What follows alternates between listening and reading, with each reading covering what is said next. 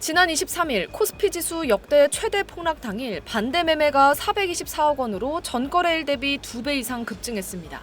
하지만 폭락장에도 위탁 매매 미수금은 오히려 1,816억 원 늘어 1조 4,792억 원을 기록했고 신용거래 융자 잔액은 38조 원대를 유지하고 있습니다.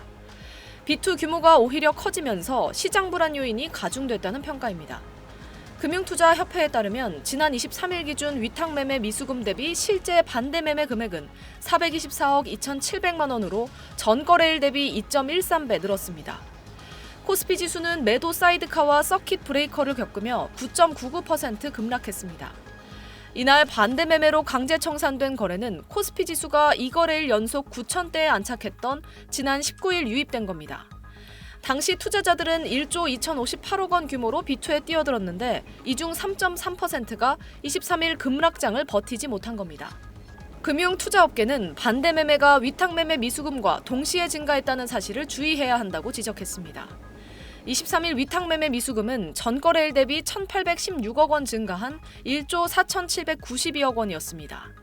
반대매매 규모가 역대 최대치를 기록한 지난 5일, 8일, 9일에는 위탁매매 미수금이 줄어든 것과 반대되는 양상입니다. 지난 5일, 8일, 9일보다 반대매매 절대 규모는 훨씬 적지만 폭락장에도 B2가 늘어나는 추세가 심상치 않다는 의미입니다.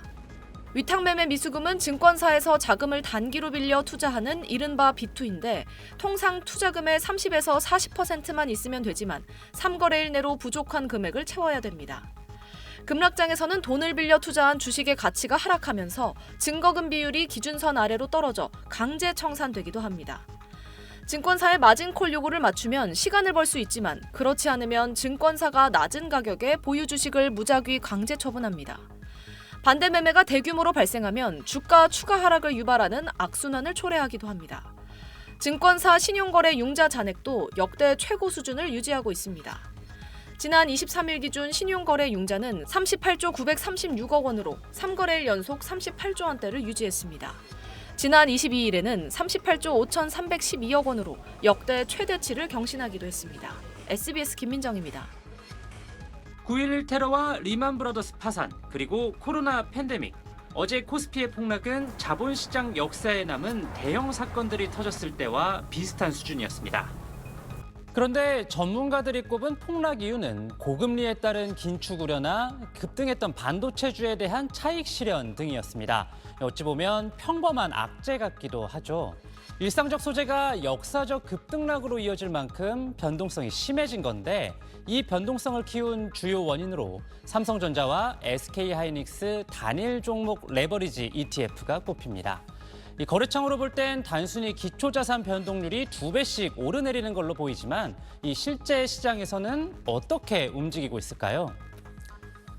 여기 순자산 1조 원짜리 레버리지 상품이 있습니다. 2배씩 오르내리는 상품이니 시장에서는 2조 원짜리인 겁니다. 그런데 기초자산 종목이 하루 10% 떨어졌네요. 하락률이 2배가 되니 20% 하락해 이 상품의 순자산은 8천억 원이 되겠죠. 그렇다면 역시 시장에선 2배 규모인 1조 6천억 원짜리여야 하는데 애초 줄어든 건 2천억 원 뿐이죠. 그래서 운용사는 현물 주식이나 선물 등을 추가로 더 팔아서 이 차익을 맞추는데 이걸 리밸런싱이라고 부릅니다. 결과적으로 처음 10% 하락이 10%만큼의 추가 매도 압력으로 돌아와 기초자산 주식의 변동성을 키우는 겁니다.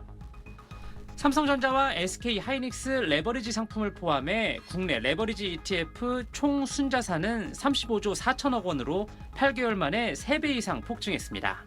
35조면 2배 레버리지면 어제처럼 예를 들어서 10%가 떨어졌다 그러면 실질 정도가 이제 그 레버리지 ETF의 매도 물량이라고 볼 수가 있는 거죠. 점입가경으로 신용융자와 신용미수 잔액 역시 39조 4천억 원으로 14개월 만에 2배 이상 급증했습니다. 금융당국이 레버리지 상품에 대한 안전장치를 마련하겠다고 나선 가운데 한국은행도 레버리지 투자가 변동성을 키우고 투자자 손실을 확대하는 위험 요소가 될 수 있다고 경고했습니다. SBS 민경호입니다.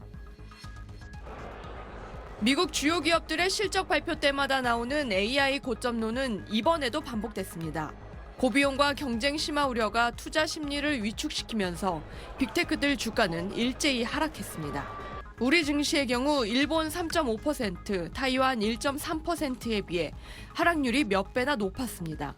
지난 8거래일 동안 SK하이닉스가 42%, 삼성전자가 16% 단기간 급등하며 차익 실현 욕구가 커진 상황에서 두 종목 비중이 시가총액 절반이 넘다 보니 증시 전체가 흔들렸습니다. SK하이닉스 ADR 상장권이 오늘 새벽에 발표될 것으로 예상을 했는데 지연이 될 거라는 감, 그리고 MSCI 선익지수 편입도 사실상 이제 올해는 어렵다라는. 최근엔 연기금 매도세도 눈에 띕니다. 국민연금이 포함된 연기금은 5거래일 동안 코스피에서 1조 5천억 원이 넘는 순매도를 기록했습니다. 국민연금이 잠시 늘려놨던 국내 주식 비중을 다음 달부터 다시 줄여야 하기 때문에 미리 주식을 팔며 증시가 하락한다는 해석도 나왔습니다. 다만 시장에선 본격적인 조정장 진입을 얘기하기엔 좀 더 지켜봐야 한다는 의견이 많습니다. SK하이닉스 시가총액이 삼성전자를 추월한 뒤 바로 폭락하자 시총 추월이 강세장 종료 신호 중 하나라고 분석한 보고서가 화제가 되기도 했는데 해당 연구원도 하락은 단기 조정일 거라고 말했습니다. 지수가 단기적으로 과열의 양상을 띄었다라는 걸 보여줄 수 있는 식사점과 그 시그널이 됐다. 이격이 크게 벌어진 부분들에 대한 조정? 약간 그런 형태로. 단기적으로는 오는 24일 예정된 미국 마이크론의 분기 실적 발표와 금리 인상 분위기가 힘겨루기 속에서 반도체 강세장의 방향성이 드러날 전망입니다. SBS 김혜민입니다.